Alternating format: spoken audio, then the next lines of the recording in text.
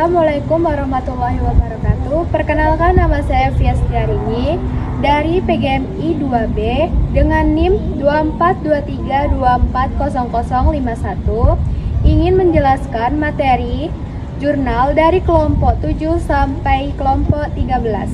Baiklah, di sini saya akan menjelaskan jurnal dari kelompok 7 yang berjudul Teknik Evaluasi dalam Pembelajaran Hadis, yaitu teknik evaluasi adalah cara untuk menilai efektivitas pembelajaran termasuk dalam konteks pembelajaran hadis. Evaluasi ini bertujuan untuk mengukur pemahaman, penguasaan, dan penerapan ilmu hadis oleh peserta didik. Itu yang pertama, penilaian lisan. Itu ada hafalan hadis, itu mengukur kemampuan hafalan teks hadis. Yang kedua, membaca dan mengucapkan. Itu menilai hafalan hadis dengan tajwid dan makhrajnya. Yang ketiga, pemahaman makna, menguji pemahaman makna dan konteks hadis secara lisan. Yang selanjutnya itu penilaian tertulis, teks objektif, pilihan ganda, atau isian singkat tentang sanad dalam dan isi dan hadis. Selanjutnya itu tes subjektif, yaitu esai untuk analisis makna, relevansi, dan penerapan hadis. Dan selanjutnya itu penilaian praktik, penerapan nilai hadis dalam kehidupan sehari-hari. Yang selanjutnya itu adalah observasi langsung. Guru menilai perilaku siswa terkait pengalaman hadisnya. Yang selanjutnya itu adalah penilaian portofolio, yaitu pengumpulan tugas dan refleksi, menilai catatan tugas dan refleksi siswa secara menyeluruh. Penilaian ini sesuai dengan prinsip hadis tarbawi, mencakup aspek kognitif, efektif, dan psikomotorik, yaitu yang B, jenis penilaian berbasis kompetensi untuk hadis. Penilaian berbasis kompetensi bertujuan menilai pengetahuan, keterampilan, dan sikap peserta didik terhadap hadis, yaitu penilaian kognitif. Tes tertulis, soal pilihan ganda, isian, dan uraian tentang sanad dan makna hadis. Selanjutnya itu tes lisan, hafalan hadis dan terjemahnya. Dan selanjutnya itu analisis teks, yaitu tugas analisis hadis secara kontekstual. Yang selanjutnya itu penilaian objektif, observasi penilaian terhadap perilaku siswa yang mencerminkan nilai hadis. Selanjutnya itu jurnal refleksi, pengalaman pribadi dalam penerapan hadis. Yang selanjutnya itu nilai diri dan teman sebaya terkait sikap Islami. Yang selanjutnya penilaian psikomotorik, praktek membaca, menghafal ujian langsung atau melalui rekaman. Yang selanjutnya yaitu presentasi hadis, menyampaikan makna hadis di depan kelas. Yang selanjutnya itu adalah proyek aplikasi hadis, misalnya kampanye sosial yang mencerminkan nilai hadis. Yang C, praktek penyusunan soal evaluasi hadis. Evaluasi dirancang untuk menilai pemahaman hafalan, analisis, dan penerapan hadis dengan memperhatikan yaitu langkah-langkah penyusunan soal, menentukan tujuan evaluasi berdasarkan komponen kognitif, afektif, dan psikomotorik. Penyesuaian dengan indikator pembelajaran, yaitu contoh indikator. Yang pertama, menjelaskan makna hadis. Yang kedua, menyebutkan sanad hadis. Yang ketiga, mengenal dan membaca hadis dengan benar. Yang ketiga itu penerapan isi hadis dalam kehidupan. Memilih jenis soal evaluasi. Yang A, soal kognitif, pilihan ganda. Contoh soal pengertian hadis sahad. Itu yang selanjutnya isian singkat, menyebutkan kitab. Yang kedua itu esai, menjelaskan keutamaan menurut ilmu dalam hadis. Yang B, soal efektif, yaitu skala penerapan nilai kejujuran. Yang selanjutnya itu observasi guru, pengamatan sikap siswa. Yang selanjutnya jurnal refleksi, yaitu pengalaman pribadi mengamalkan hadis. Yang C, soal psikomotorik, yaitu praktek membaca hadis dinilai berdasarkan tajwid, makhrajnya, huruf, dan kefasihannya. Yang selanjutnya hafalan hadis termasuk terjemahan, yaitu presentasi hadis, makna, dan penerapannya. Yang selanjutnya proyek aplikasi hadis, misalnya video praktek, nilai menilai hadis. Terima kasih. Baik, selanjutnya saya akan menjelaskan jurnal dari kelompok 8 yang berjudul Penggunaan Media Pembelajaran dalam Pembelajaran Al-Quran. Yang pertama, pengertian dan peran media pembelajaran Al-Quran, yaitu media pembelajaran adalah alat bantu untuk menyampaikan materi dalam pembelajaran Al-Quran. Media berfungsi memudahkan pemahaman isi, tajwid, tafsir, dan konteks ayat. Contoh media, buku, gambar poster, mainan edukasi, hingga platform digital seperti Zoom dan YouTube. Yang D, jenis media pembelajaran efektif, yaitu media visual berupa gambar, grafik, peta, dan animasi. Membantu visualisasi konsep abstrak dan sejarah Islam. Contoh, peta perjalanan Nabi, diagram hubungan ayat. Yang selanjutnya, media audio, rekaman bacaan Al-Quran dan penjelasan tafsir. Itu membantu latihan tajwid dan pelafalan. Contoh, aplikasi bacaan dan podcast tafsir, yaitu media multimedia, gabungan audio, video, teks, dan gambar interaktif. Menarik, menyenangkan, dan menyentuh banyak indera. Contohnya, aplikasi pembelajaran interaktif, kuis digital. Yang C, penerapan media dalam pengajaran Al-Quran, yaitu visual, infografis, gambar, kisah Nabi, diagram sejarah, yaitu audio, tilawah, dan qari, podcast tafsir. Multimedia, video sejarah Islam, aplikasi interaktif, belajar tajwid dan tafsir. Yang D, praktek penggunaan media dalam kelas.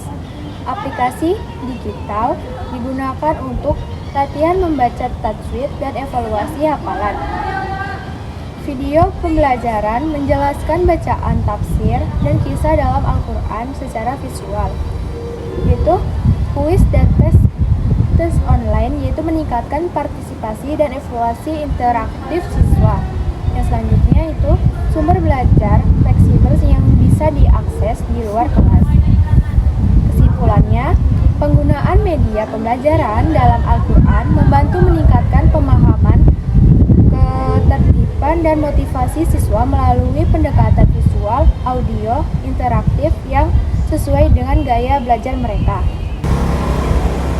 Baiklah, saya akan menjelaskan materi dari jurnal kelompok 9 yang berjudul Pentingnya Media dalam Pembelajaran Hadis. Pembelajaran hadis memerlukan media yang tepat agar siswa dapat memahami pesan-pesan Nabi Muhammad SAW secara jelas, mendalam, dan relevan dengan kehidupan masa kini. Media pembelajaran tidak hanya menyampaikan teks hadis, tetapi juga memperjelas konteks sejarah, sanad, dan hadis. Yang D, jenis media pembelajaran hadis, yaitu buku teks dan modul pembelajaran. Sumber utama pembelajaran hadis seperti Sahih Bukhari dan Sahih Muslim. Yaitu selanjutnya modul pembelajaran memperjelas tafsir dan riwayat hadis sesuai tema. Aplikasi pembelajaran digital. Contoh, hadis sunnah al-hadis, yaitu memudahkan pencarian hadis, penjelasan makna dan konteks kehidupan. Media visual dan infografis, yaitu infografis membantu pemahaman sanad dan hadis, yaitu video pembelajaran menunjukkan penerapan hadis dalam kehidupan nyata. Yang C, penggunaan teknologi dan interaktivitas dalam pembelajaran hadis, yaitu platform e-learning, yaitu contoh Google Classroom, yaitu Moodle, yaitu Android, yaitu memungkinkan pengajaran, membagikan materi, tugas, dan diskusi daring. Contohnya Kahoot, kuis, yaitu menarik, menyenangkan, dan efektivitas mengukur pemahaman siswa. Video dan broadcast, yaitu video menampilkan tafsir dan contoh penerapan hadis secara visual. Memudahkan pembelajaran fleksibel di luar kelas. Yang D, praktek penggunaan penggunaan media pembelajaran hadis di madrasah, yaitu aplikasi digital digunakan untuk pencarian hadis dan penjelasan ulama di sekolah Islam. Infografis dan video digunakan untuk memperjelas sanad dan penerapan hadis di lembaga pendidikan Islam. Kita coba dulu. Kuis interaktif berbasis game memotivasi siswa untuk belajar lebih efektif. Baik, terima kasih. Baiklah, saya akan menjelaskan jurnal dari kelompok 10 yang berjudul Konsep Pendekatan Tematik dalam Pembelajaran Al-Quran. Definisi pendekatan tematik menyajikan ayat-ayat Al-Quran berdasarkan tema tertentu agar mudah dipahami dan relevan dengan kehidupan sehari-hari. Karakteristik kontekstual disesuaikan dengan kebutuhan peserta didik. Interplanar mengaitkan Al-Quran dengan berbagai bidang ilmu. Aktif, interaktif, melibatkan siswa dalam eksplorasi dan diskusi. Landasan teori. Konstruktivisme, Piaget, siswa membangun pemahaman dari pengalaman. Tadabbur, pengalaman makna ayat melalui perenungan. Yang selanjutnya, konseptual Teaching and Learning CTL, mengaitkan pembelajaran dengan kehidupan nyata. Yang B, integrasi nilai-nilai Al-Quran dalam tema pembelajaran, yaitu konsep penyelarasan nilai-nilai Al-Quran dengan materi pembelajaran untuk membentuk pemahaman Islam yang holistik. Selanjutnya, pendekatan konseptual, interdisipliner, dan holistik. Strategi integrasi Bahasa Indonesia, kejujuran, yaitu dalam Quran Surat Al-Ahzab ayat 70. Matematika, keadilan dalam hitungan zakat warisan, yaitu dalam Quran Surat An-Nisa. Kebesaran ciptaan Allah, yaitu dalam Quran Surat Al-Anbiya ayat 30. Keadilan sosial dalam Islam, yaitu dalam Quran Surat An-Nahl ayat 90. Pola hidup sehat sesuai ajaran Islam, yaitu dalam Quran Surat Al-Baqarah ayat 168. Evaluasi, observasi sikap jurnal, refleksi, dan diskusi presentasi. Yang C, praktek mengajarkan Al-Quran dengan pendekatan tematik, langkah implementasi, identifikasi tema sesuai kebutuhan siswa, pengumpulan ayat yang relevan dan berbagai surat, yaitu perencanaan pembelajaran, tematik, diskusi, proyek, dan storytelling. Tantangan dan sosial. Tantangan keterbatasan guru, bahan ajar, evaluasi, dan waktu. Solusi, pelatihan guru, pengembangan bahan ajar, tematik, evaluasi, holistik, dan kerjasama dengan orang tua. Kesimpulannya yaitu pendekatan tematik membuat pembelajaran Al-Quran lebih kontekstual, relevan, dan lebih integratif, menghubungkan nilai Al-Quran dengan realiti kehidupan. Pendekatan ini mendorong siswa untuk mengimplementasikan ajaran Islam dalam kehidupan nyata dan mengaitkan pelajaran Al-Quran dengan disiplin ilmu lain, menciptakan pembelajaran bermakna dan menyeluruh. Baiklah, saya akan menjelaskan jurnal dari kelompok 11 yang berjudul Kontekstual dalam Pembelajaran Hadis, yaitu pengertian pendekatan kontekstual. Berasal dari kata konteks yang berarti situasi yang dapat memperjelas makna suatu teks. Pendekatan ini melihat hadis tidak hanya secara tekstual, tetapi juga mempertimbangkan latar belakang sosial, budaya, dan situasi saat hadis disampaikan. Tokoh dan pendapat.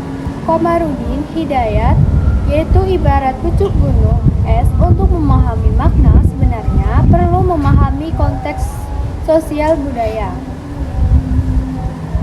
Maizuddin, yaitu kontekstual meliputi aspek redaksional, historis, sosiologis, antropologis, dan kapasitas Nabi dalam menyampaikan hadis. Contoh praktik sahabat yaitu peristiwa perang Bani Quraisyah. Sebagai sahabat memahami perintah Nabi secara kontekstual, sebagian lain secara tekstual. Umar bin Al-Khattab mengubah kebijakan pembagian tanah berdasarkan zamannya demi kemaslahatan umat. Mengaitkan hadis dengan kehidupan sehari-hari penting untuk membentuk karakter Islam sejak dini. Contoh hadis dan penerapannya yaitu yang pertama, kejujuran, selalu berkata jujur, tidak menyontek. Kebersihan, menjaga kebersihan diri dan lingkungan sekolah. Berbakti kepada orang tua, patuh, dan membantu pekerjaan rumah. Menuntut ilmu, rajin belajar, menghormati guru. Saling menyayangi, tidak membuli, saling membantu. Sopan santun, mengucap salam, berbicara dengan baik. Tolong menolong, membantu teman yang kesulitan. Praktik mengajarkan hadis dengan pendekatan konseptual, yaitu konsep utama tidak hanya memahami redaksi hadis tetapi juga relevannya dengan kehidupan dan kondisi sosial saat ini. Prinsip-prinsip pemahaman konteks latar belakang sejarah sosial budaya. Relevansi mengaitkan hadis dengan isu-isu kekinian. Pembedaannya yaitu peserta didik mendorong berpikir kritis dan relatif. Strategi pengajaran, pemahaman sejarah dan konteks sosial. Menghubungkan hadis dengan isi kontemporer, misalnya hoaks, pembelajaran berbasis masalah, PBL, diskusi dan refleksi bersama siswa. Contoh praktik yaitu hadis menjadi lisan dikaitkan dengan etika menggunakan media sosial untuk mencegah penyebaran ujaran kebencian atau fitnah. Baiklah, saya akan menjelaskan jurnal dari kelompok 12 yang berjudul Pembelajaran Al-Quran dalam Membentuk Karakter. Pembelajaran Al-Quran berperan penting dalam membentuk karakter siswa yang berakhlak mulia dan religius sejak dini. Beberapa aspek yang dikembangkan. Yang pertama, akhlak mulia membentuk kepribadian positif melalui nilai-nilai Al-Quran. Kedisiplinan dan tanggung jawab melalui pembiasaan seperti tahfiz dan ibadah rutin. Selanjutnya yaitu sabar dan tekun ditumbuhkan lewat proses pembelajaran berulang dan konsisten. Yang selanjutnya, keimanan dan ketakwaan diperkuat melalui aktivitas spiritual di kelas. Yang selanjutnya, empati dan kepedulian sosial siswa lebih peka terhadap sesama. Yang selanjutnya, kejujuran dan amanah ditekankan sebagai landasan dan moral siswa. Yang selanjutnya, rendah hati dan bersyukur terbentuk melalui kebiasaan membaca Al-Quran dan doa. Yang selanjutnya, integrasi nilai moral dan sikap dalam pembelajaran Al-Quran. Nilai-nilai Al-Quran yang dapat diinternalisasikan. Kejujuran, Quran Surat Al-Ahzab ayat 16. Kesabaran, Quran Surat Al-Baqarah ayat 15. Tanggung jawab, Quran Surat Al-Ahzab ayat 72.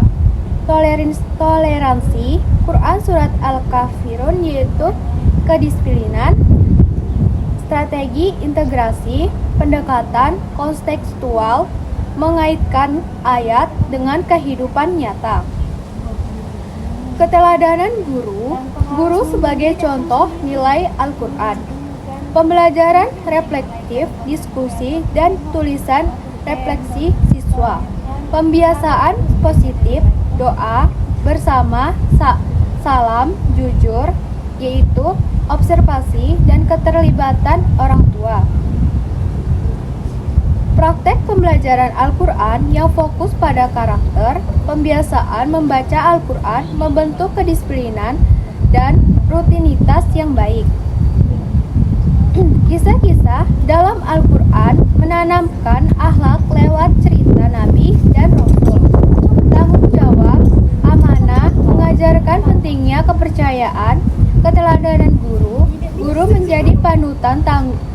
bagi siswa, yaitu diskusi dan refleksi, mendorong kesadaran dan revaluasi diri, penguatan karakter dengan penghargaan, memberi motivasi untuk membentuk akhlak yang baik.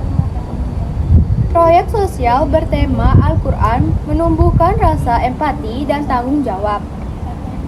Zikir dan doa bersama meningkatkan spiritualitas dan ketenangan batin.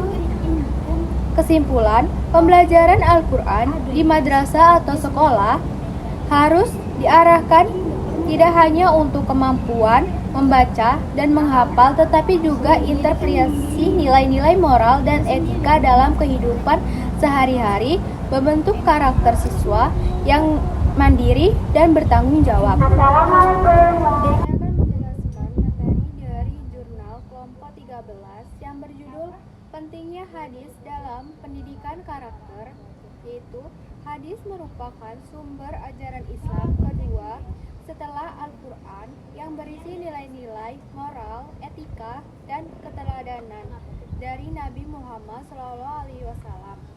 Pembelajaran hadis di MI Madrasah Ibtidaiyah sangat penting untuk membentuk karakter siswa yang jujur, disiplin, bertanggung jawab, dan berakhlak mulia. Yang kedua, nilai-nilai karakter dalam hadis.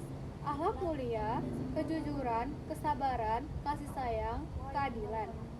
Yang ketiga, empati dari kepedulian, membantu sesama, peduli terhadap tetangga, menghormati orang tua, yaitu etika sosial, yaitu kejujuran dalam bekerja dan berkata sopan santun, kedisiplinan, menghargai waktu dan bertanggung jawab, rasa syukur, bersyukur dalam segala keadaan, menjaga iman, memperkuat ibadah dan hubungan dengan Allah. Yang selanjutnya, metode pembelajaran hadis, yaitu kajian ilmu hadis, memahami makna dan konteks hadis secara mendalam. Yang selanjutnya, uswatun hasanah, meneladani akhlak Nabi Muhammad SAW, yaitu ceramah agama, penanaman nilai melalui ceramah berbasis hadis, diskusi kelompok, tukar pendapat, dan penguatan pemahaman hadis. Pendekatan praktis, penerapan nilai hadis dalam kehidupan sehari-hari. Selanjutnya, role model guru atau membimbing sebagai contoh nyata akhlak hadis. Storytelling, yaitu kisah inspiratif dari Nabi dan sahabat untuk menyentuh hati. Konseling Islam, pendekatan solutif berbasis hadis untuk membentuk karakter. Selanjutnya, penerapan nilai hadis dalam sikap sehari-hari, contoh nilai dan aplikasinya. Kejujuran, yaitu kerja keras, sabar, menjaga lisan, dan berbicara baik atau diam. Menghormati orang tua, yaitu taat dan menyayangi orang tua. Bersyukur, yaitu menghargai nikmat Allah dan orang lain. Yang selanjutnya yaitu praktik pembelajaran hadis untuk karakter siswa, integrasi dalam kurikulum hadis dimasukkan dalam tema pembelajaran, cerita dan narasi penyampaian nilai lewat kisah, yaitu diskusi kelas, meningkatkan pemahaman dan sikap kritis. Role play, simulasi sikap sesuai hadis. Aksi sosial, proyek nyata berbasis nilai hadis. Refleksi, evaluasi diri atas penerapan hadis dalam kehidupan. Kesimpulannya, pembelajaran hadis di MI sangat efektif dalam membentuk karakter siswa melalui metode yang beragam dan kontekstual. Siswa tidak hanya memahami ajaran Islam, tetapi juga menerapkan dalam kehidupan sehari-hari untuk menjadi pribadi yang berakhlak mulia sesuai teladanan Rasul SAW.